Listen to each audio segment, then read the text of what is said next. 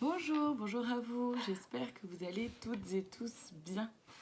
Alors aujourd'hui je fais cette vidéo parce que la nouvelle lune approche, c'est le 21. Je regardais mon calendrier lunaire. C'est le 21 janvier, donc voilà, je voulais voir un peu les énergies qui allaient pouvoir être là pendant cette nouvelle lune. Pendant le podcast d'ailleurs que nous avons fait avec Jenny et notre invitée qui était Isabelle, Isabelle a pu nous parler d'un petit rituel de la nouvelle lune, un rituel de chance et d'abondance. Donc n'hésitez pas à aller voir sur Spotify le podcast pour entendre un peu le rituel justement qu'elle peut vous proposer. Sur Spotify, donc c'est Être Soi avec Jenny et Gaëlle. Voilà, c'était la petite parenthèse. Bon, rappelez-vous, comme pour chaque vidéo, que je ne détiens aucune vérité, d'accord? Je ne suis pas là pour vous imposer quoi que ce soit. Donc vraiment, faites preuve de discernement, ramenez toujours à ce qui se passe en vous, pour vous, dans votre vie, et ne prenez vraiment que ce qui résonne, que ce qui vibre, que ce qui fait écho avec ce qui peut se passer pour vous. Je vais utiliser les cartes donc de façon complètement intuitive. Je ne suis ni tarologue, ni cartomancienne, ni voyante. C'est important pour moi de le rappeler à chaque vidéo.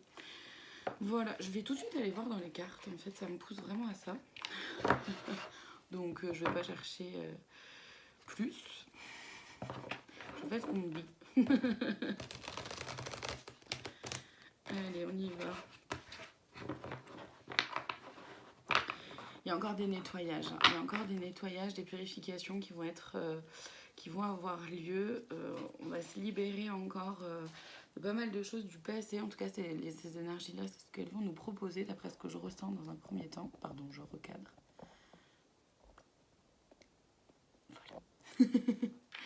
Voilà. Ça me tire dans le dos, donc ouais, on va potentiellement se libérer encore de pas mal de schémas du passé. On va voir avec les cartes aussi ce qu'elles peuvent avoir à nous dire. Donc oui, c'est des modes de fonctionnement dont on va se libérer. Des choses qui ne nous vont plus. De toute façon, toujours plus. Ouais, c'est ça. C'est ça. Mais ça va se faire dans la joie. Ça va se faire dans la joie et ça, c'est chouette. Ça va se faire dans la joie, pas dans la peine, dans la douleur, comme ça peut parfois le faire.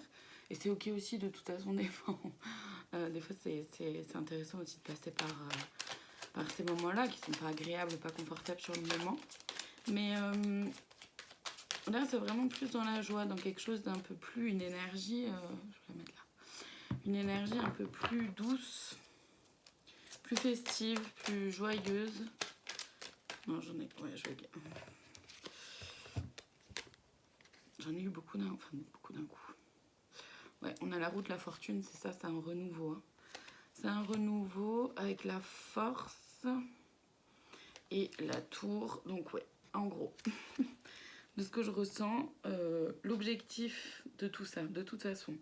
Le but là de la pleine lune, mais alors c'est vraiment dans la continuité hein, pardon, les énergies de la nouvelle lune, c'est dans la continuité justement de la pleine lune et de ce début 2023. Où donc on va se libérer, donc le chakra de la gorge aussi, même la parole, on va se libérer vraiment de plein de choses, notamment justement de la parole, de pouvoir dire les choses telles qu'on les vit, et on peut le faire avec beaucoup de douceur, avec force et douceur justement en même temps, et c'est l'harmonie entre ça, la puissance et la douceur, la force et la tendresse. Parce que c'est fait avec beaucoup d'amour pour soi, amour pour l'autre aussi, amour pour l'univers, amour pour le monde, pour les êtres humains, pour Gaïa, pour voilà, tous les êtres vivants. Et par contre, ça va amener vraiment un profond changement. C'est vraiment les énergies 2023, de toute façon, un profond changement. D'où la tour. Il y a des choses qui vont un peu s'effondrer, qui vont s'ébranler. Mais vraiment, cette fois, j'ai l'impression que ce sera pas forcément subi. Ce sera vécu de façon choisie, en fait. C'est voulu.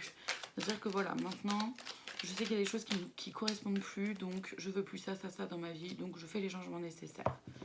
c'est un peu un passage à l'action. Une énergie vraiment, c'est ça, plus dans l'action, quoi. Que ce que ça peut être parfois, où c'est un peu plus dans l'énergétique, dans le subtil. Là, il y a vraiment un passage à l'action, ça devient beaucoup plus concret cette année, en 2023. C'est beaucoup plus une énergie yang, une énergie du coup masculine, où on concrétise les choses, on se met en action, on met en place, des choses. C'est vraiment ça qui nous est proposé. Et là, avec cette énergie de nouvelle lune, c'est voilà, ça s'amorce, quoi. C'est-à-dire qu'on rentre vraiment dans les énergies de 2023, on y rentre. Et oui, avec le 7 de Pentacle, c'est ça, c'est qu'on fait pousser, on a planté nos graines pendant les années, peut-être les 2 dernières années, on va dire, voire plus pour certains, certaines. En tout cas, on a poussé des graines. C'est-à-dire qu'on est allé dans l'intériorité, on est allé se rencontrer soi. On est allé à la rencontre de notre enfant intérieur ou de nos limites. On est allé à la rencontre de plein de choses à l'intérieur de soi, en nous. On a semé des petites graines justement dans le changement, dans l'évolution, dans la transition. Et maintenant, on passe à l'action un peu plus. Maintenant qu'on se connaît davantage, qu'on se connaît mieux, qu'on sait plus ce qui nous va, et ben on y va, quoi. On se met en action, donc en tout cas c'est l'énergie qui nous est proposée là, cette nouvelle lune. Il va y avoir des changements plutôt concrets.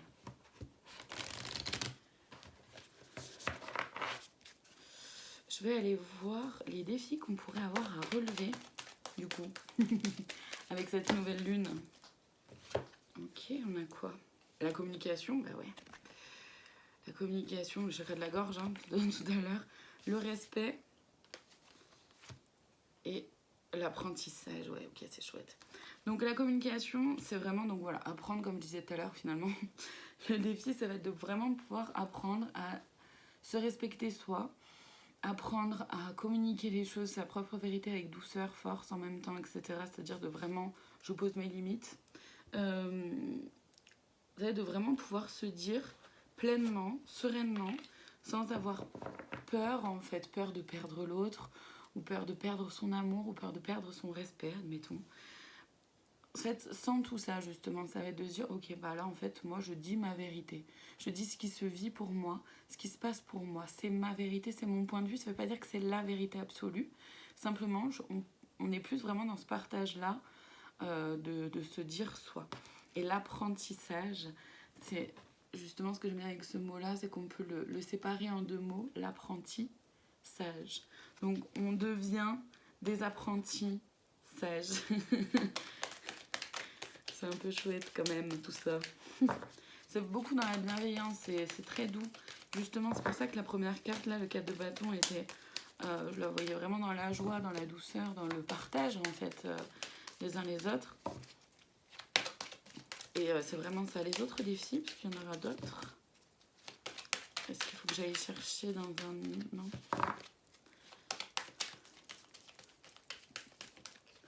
Ils me font rire. Parce que je regarde mon autre oracle où je vais chercher les défis souvent. En me disant peut-être que j'allais chercher dans celui-là pour compléter. Je dis non, on continue avec celui-là pour le moment. Ok, on continue.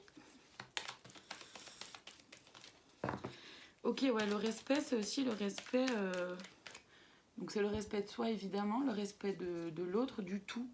Le respect de l'être vivant, le respect de la nature, de Gaïa. Le respect du collectif. Ok, merci. Et vous voyez, je reprends juste ces 2 cartes-là. Que ce soit la communication ou le respect, on a la même image qui revient avec la femme en tailleur et les mains en position méditative, en fait, un peu. Les reproches. Et oui. Ça va être, le défi, ça va être de passer au-dessus des reproches, justement, qu'on peut nous faire quand on est dans la communication, mais que l'autre en face, ben, ne veut pas entendre. Parce que ça peut arriver, on peut très bien être dans la communication, parler de sa propre vérité, mais que la personne en face n'ait pas envie, ou n'est pas... comment dire n'ait pas encore cette ouverture-là pour comprendre que ce que vous dites, c'est votre vérité à vous, mais va peut-être le prendre sur des reproches, va peut-être vous faire des reproches, que ça va être important justement de pouvoir un peu distinguer ça et justement de faire attention dans la communication par rapport aux reproches, de ne pas forcément verbaliser des reproches. C'est-à-dire de dire, bah voilà moi comment je vis les choses. C'est... comment dire ? Ce que je vis, c'est ça. Ce qui se passe à l'intérieur de moi, c'est ça en fait. Dire ce qui se passe à l'intérieur de soi en essayant le moins possible de remettre la faute sur l'autre. Parce que finalement l'autre en fait vient déclencher chez nous quelque chose. En même temps, forcément, il y aura des reproches aussi en face, si la personne en face n'est pas prête à... n'a pas cette ouverture-là pour le moment, en tout cas. Donc, on a un premier conseil qui arrive avec l'aide d'un thérapeute, c'est-à-dire que pour la communication ou apprendre le respect de soi, certaines d'entre vous pourraient peut-être avoir besoin d'un accompagnement. J'en ai trop d'un coup. Pourrait peut-être avoir besoin d'un accompagnement. Choisissez l'outil qui vous va, qui vous correspond. Ça peut être vraiment tout ce qui vous parle, tout ce qui peut vous faire du bien. En ce qui me concerne, c'est vrai que je peux vous proposer, moi comme outil, j'ai la kinésiologie qui est de la gestion du stress et des émotions qui se fait uniquement en présentiel.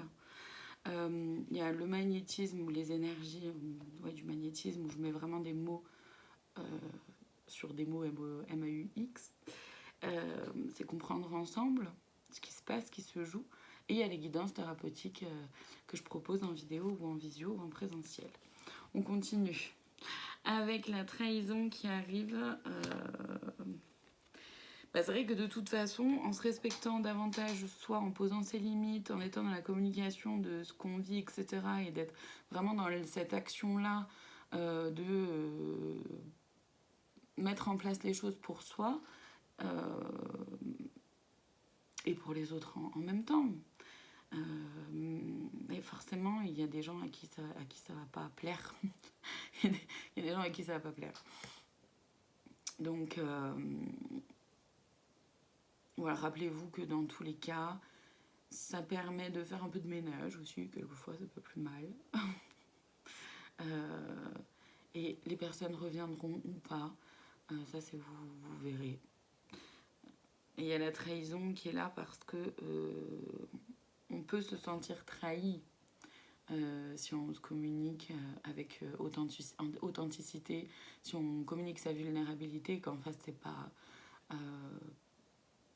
comment dire, pris avec bienveillance ou tout ça, ça peut faire mal, ça peut heurter. Il s'agit de faire un acte d'engagement vraiment envers soi-même. Donc on est vraiment sur quelque chose sur une énergie, encore une fois, qui est vraiment très yang. Très très yang, où on met en place des choses. Là, ça devient beaucoup plus concret que ce que ça ne l'était ces 2 dernières années. C'est chouette. C'est chouette. Non, c'est bon. Je vais du coup demander les conseils que les guides pourraient avoir à nous donner pour ces énergies-là de la nouvelle lune. Le ciel perd et ait confiance en l'inconnu. Et oui, mettre en place, libérer de certaines choses et mettre en place de nouvelles choses, forcément on va vers l'inconnu. Là au final le conseil c'est de ne pas avoir peur justement de l'inconnu. Ça peut vous ouvrir un nouveau champ des possibles, de nouvelles portes, une nouvelle vision des choses. Regardez, en plus il y a l'aigle qui arrive, prenez de la hauteur, donc oui. Le serpent en fait peau neuve, c'est exactement ça. C'est exactement ça, ça revient vraiment à ce que je disais juste avant, quoi. On met en place de nouvelles choses, donc on fait du renouveau, on ne fait pas du nouveau avec de l'ancien. Donc c'est pour ça qu'il y a des libérations qui se font avant et qui ont été faites déjà depuis un moment. La gardienne des animaux, ayez confiance en vos instincts. Et oui, toujours. toujours, faites-vous confiance, suivez votre intuition, votre propre guidance intérieure. ce que vous ressentez, ce que ça vibre en vous. C'est hyper important, gardienne protectrice, laissez tomber vos défenses, vous n'en avez plus besoin. Vous n'avez plus besoin de vos masques, vous n'avez plus besoin de faire semblant. On n'est plus du tout dans ces énergies-là en 2023. Donc, laissez tomber vos défenses, osez vous parler, dire en fait les choses telles qu'elles vous viennent, telles que vous les vivez, avec authenticité, avec confiance et foi. Gardien du feu, enflammez vos passions. Encore une fois, ça revient à ça, vraiment de faire confiance à ce qui nous anime, à ce qu'on aime, à ce qui nous fait vibrer, à ce qui fait qu'on s'amuse. C'est hyper chouette. C'est vraiment, vraiment top. C'est des énergies quand même. À la fois, justement, ça qui est chouette, c'est que c'est à la fois des énergies yang où on met en place des choses, c'est beaucoup plus concret. Et en même temps, ça ne les empêche pas d'avoir une partie yin, puisqu'elles sont plutôt douces. Justement, dans la joie, dans la douceur. Je vais demander le conseil, là, quelque chose une carte à lire là-dedans, dans l'oracle de l'amour inconditionnel d'Aurore Rogier. S'il vous plaît.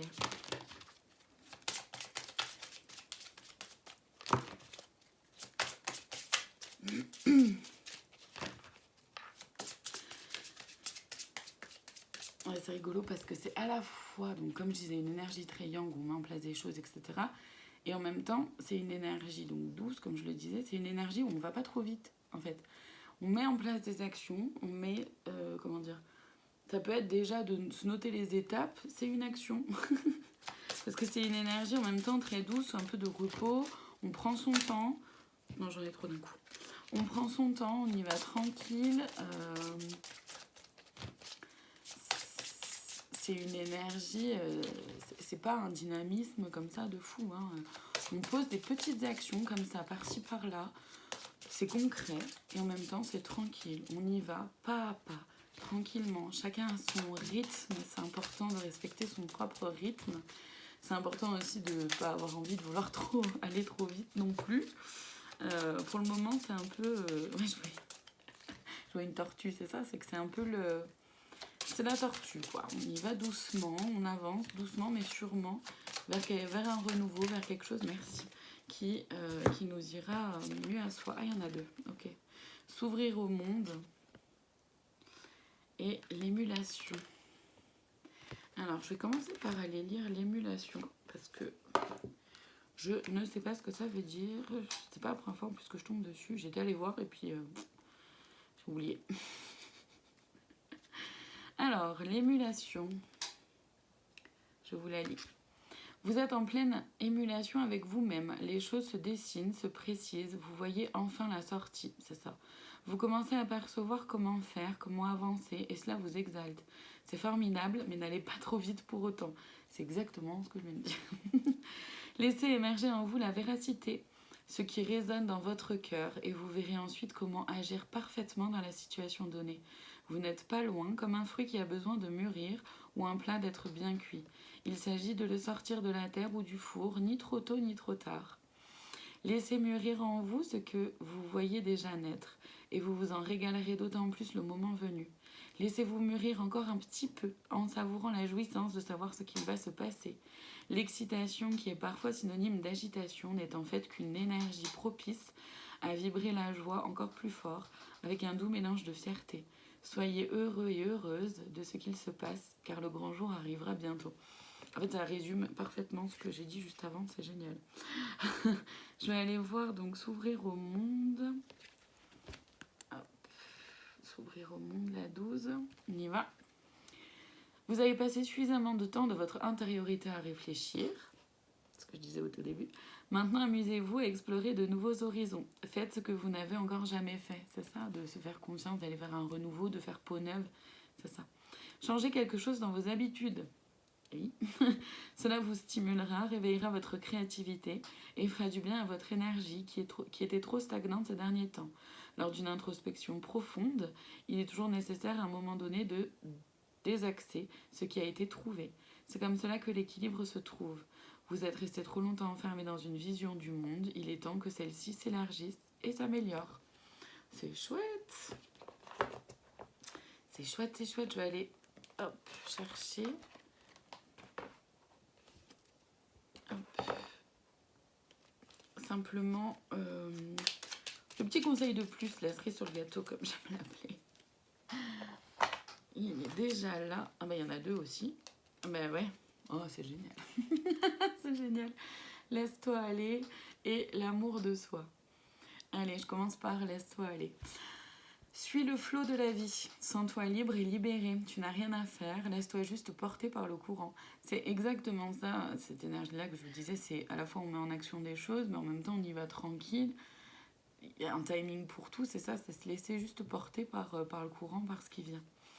Et l'amour de soi, je vous le lis. Oui, chaton, tu peux venir si tu veux.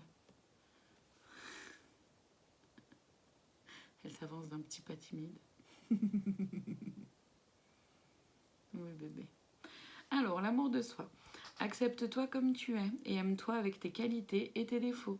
Tu es toi, tu es unique et exceptionnel. Alors respecte-toi, c'est génial, on est tombé sur le respect tout à l'heure, pour te faire respecter et aime-toi pour pouvoir aimer.